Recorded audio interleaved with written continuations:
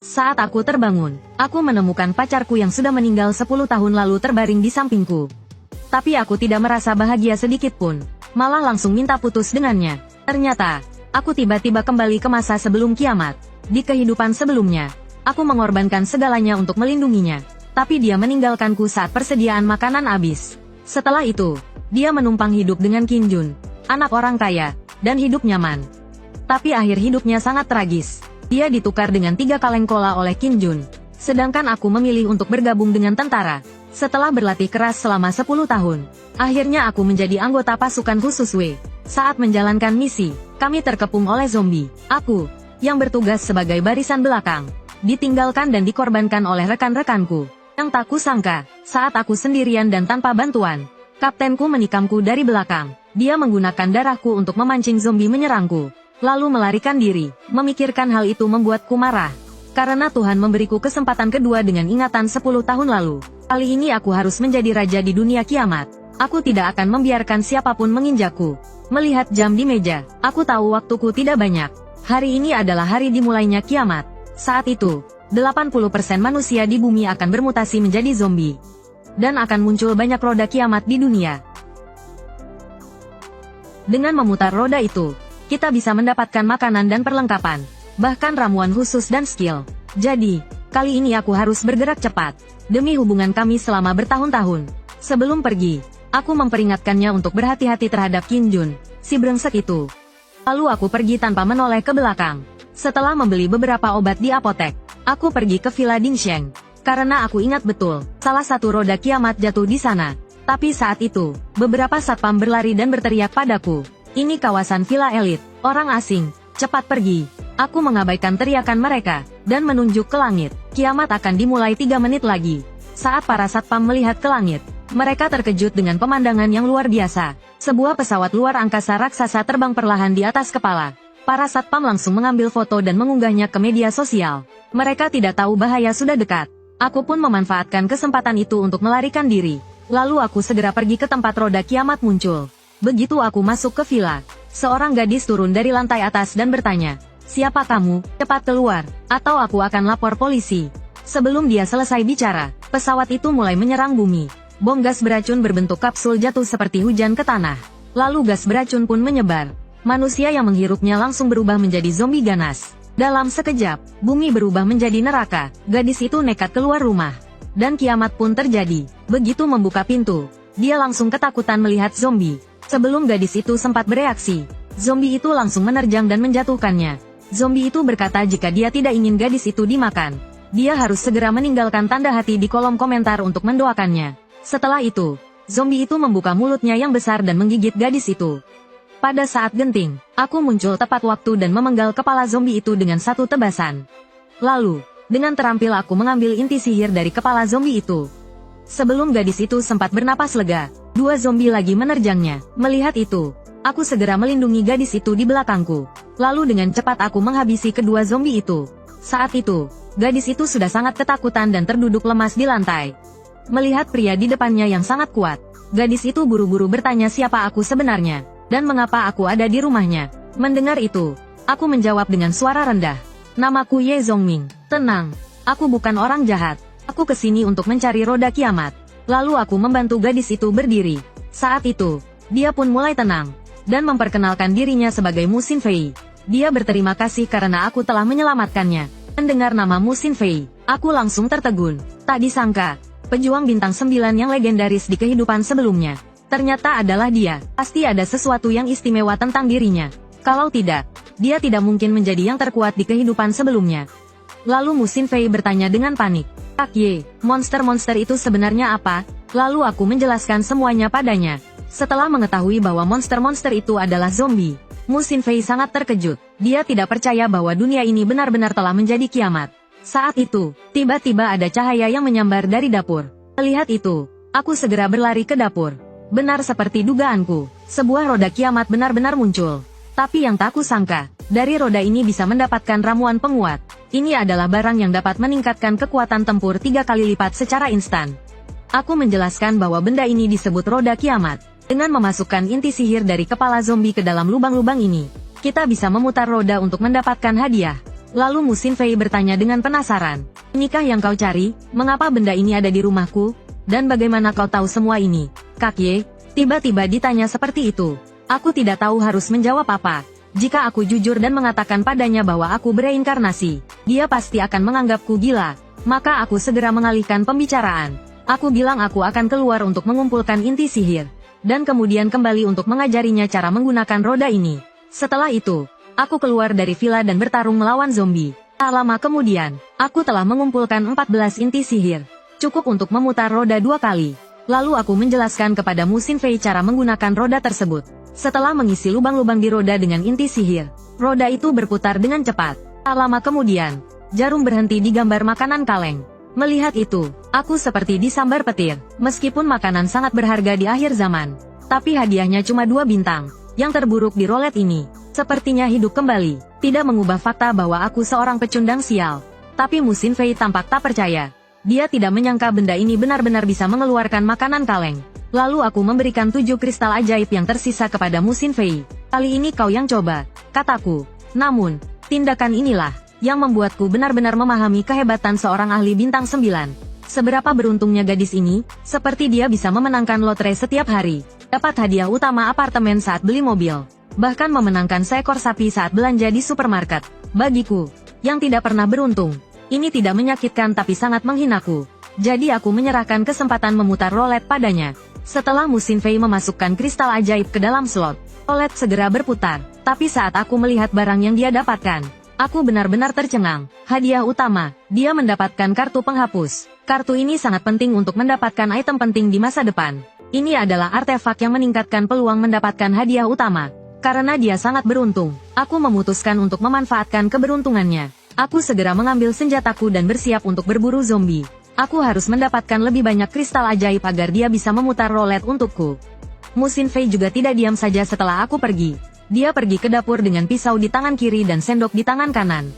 Dari caranya, terlihat jelas dia jago masak. Tidak lama kemudian, aku pulang dengan lesu. Karena tempat ini terpencil dan jarang penduduknya, aku hanya berhasil mengumpulkan 20 kristal ajaib setelah menggeledah seluruh kompleks. Lalu aku bertanya pada Mu Xinfei apakah ada makanan. Setelah sekian lama, aku benar-benar lapar. Aku benar-benar lapar. Meskipun dia panik, dia tetap menghidangkan beberapa masakan gelap yang telah dimasaknya dengan susah payah. Lalu dia buru-buru menjelaskan bahwa ini adalah pertama kalinya dia memasak. Mungkin kau sebaiknya makan makanan kaleng saja, katanya. Tapi sebelum dia selesai bicara, aku sudah melahap makanannya, dan aku terus memuji masakannya. Mendengar itu, hati Mu Xinfei tersentuh.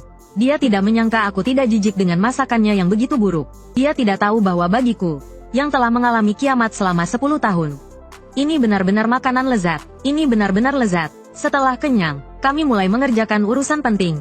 Keberuntungan Mu Xinfei memang bukan main-main. 2 kali berturut-turut, dia mendapatkan senjata dan peralatan yang sangat penting. Tapi saat keberuntungannya sedang bagus-bagusnya. Melihat itu, aku segera mengatakan bahwa aku orang yang sial. Lebih baik tidak usah, kataku. Tapi sebelum aku selesai bicara, Mu Xinfei menggenggam kedua tanganku. Lalu dia dengan lembut meniup tanganku. Kemudian, dengan tatapan penuh kasih, dia berkata bahwa dia telah mentransfer keberuntungannya kepadaku. Karena tindakannya itu, wajahku langsung memerah dan jantungku berdebar kencang. Dengan dorongan dari Mu Xinfei, aku sekali lagi berdiri di depan rolet. Dia mengeluarkan kartu penghapus dan bertanya apakah aku ingin menggunakannya sekarang. Tapi begitu kartu itu menyentuh rolet, kartu itu langsung menghilang. Kartu penghapus yang bagus itu terbuang sia-sia olehnya.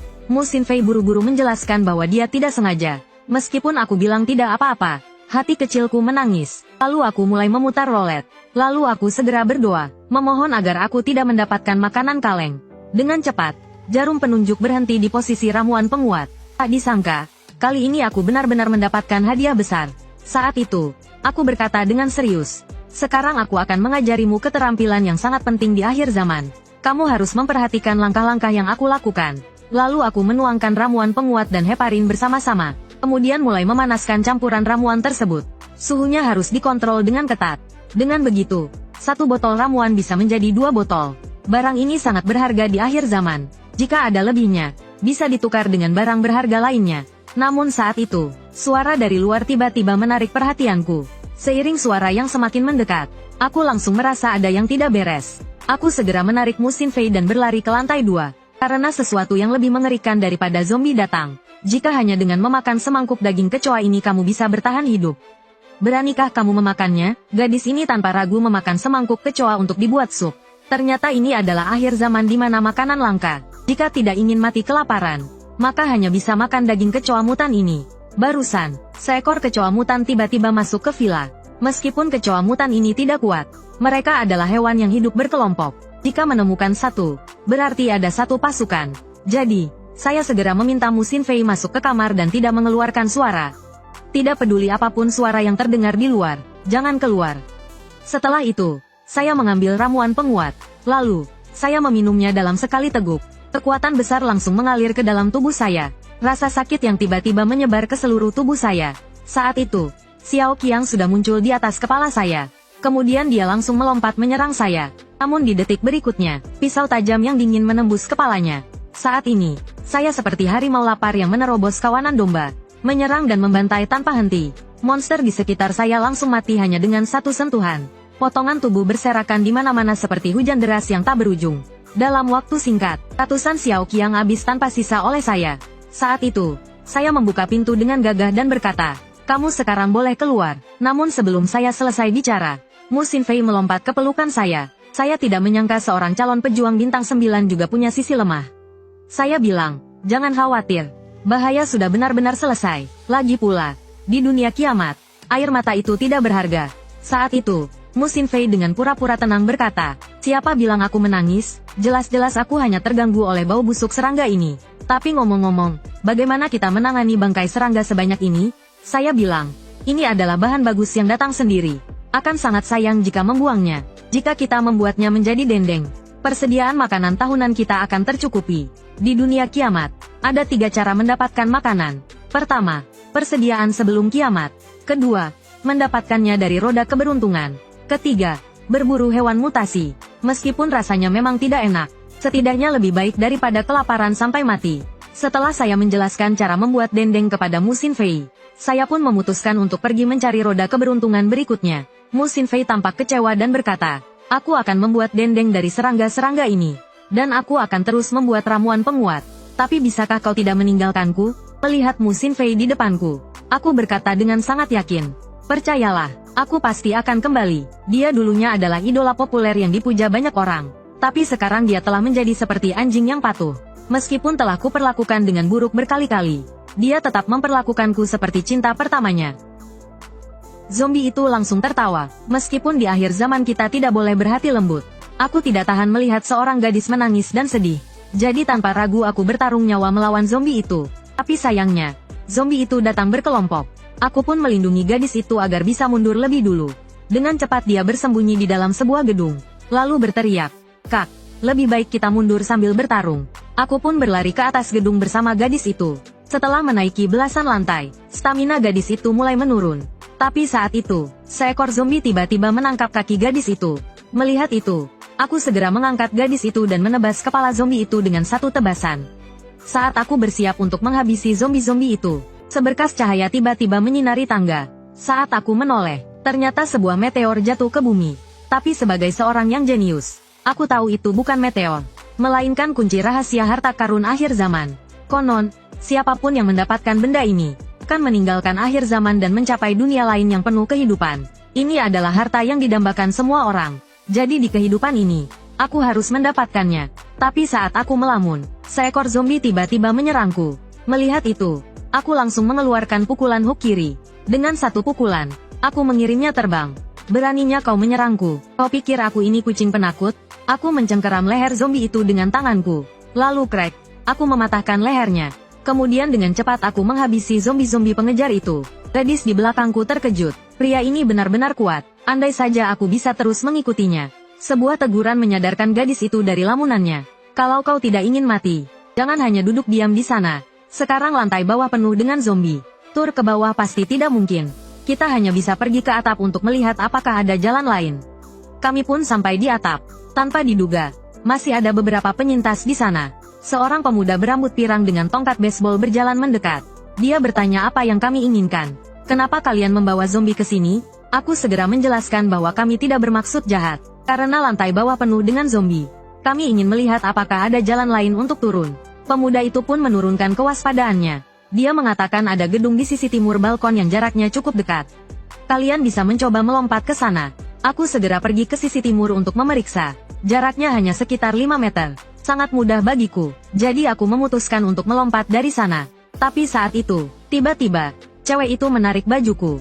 Lalu memohon agar aku tidak meninggalkannya. Dengan rasa iba, aku berkata, kalau begitu bawalah ranselnya.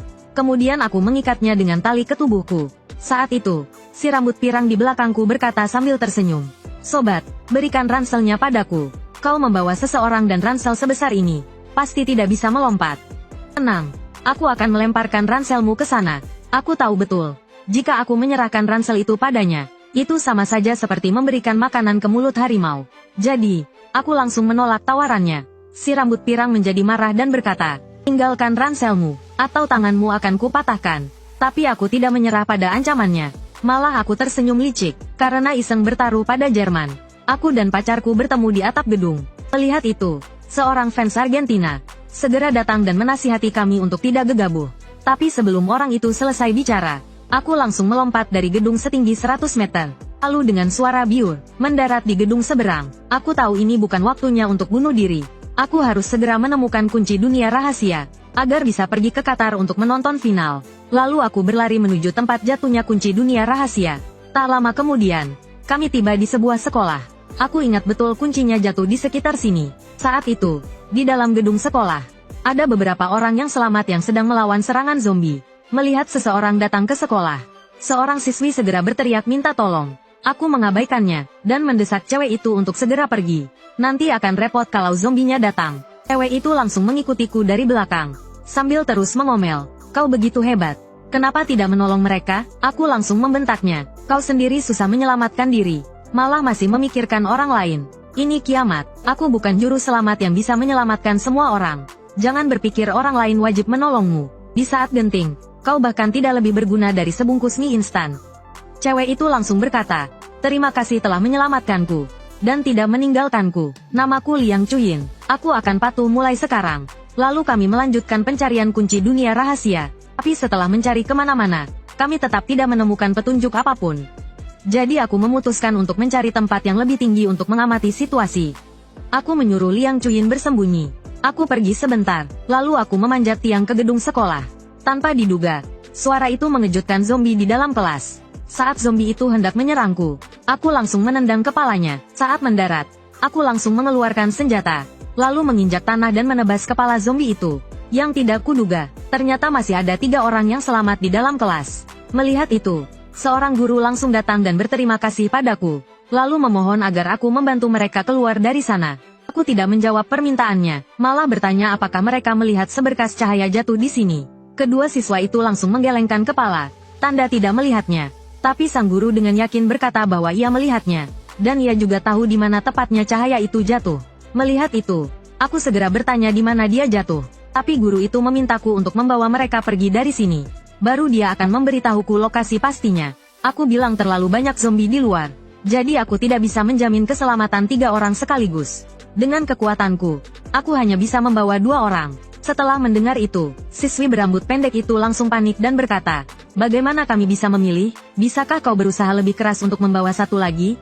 Kurasa ini tidak adil. Mendengar itu, aku menyeringai dan berkata, adik kecil, di akhir zaman tidak ada yang adil. Hanya ada yang kuat dan yang lemah. Kalian bisa tetap di sini menunggu. Aku akan mencarinya sendiri. Tahu beritahu aku lokasinya. Aku akan membawa 2 orang.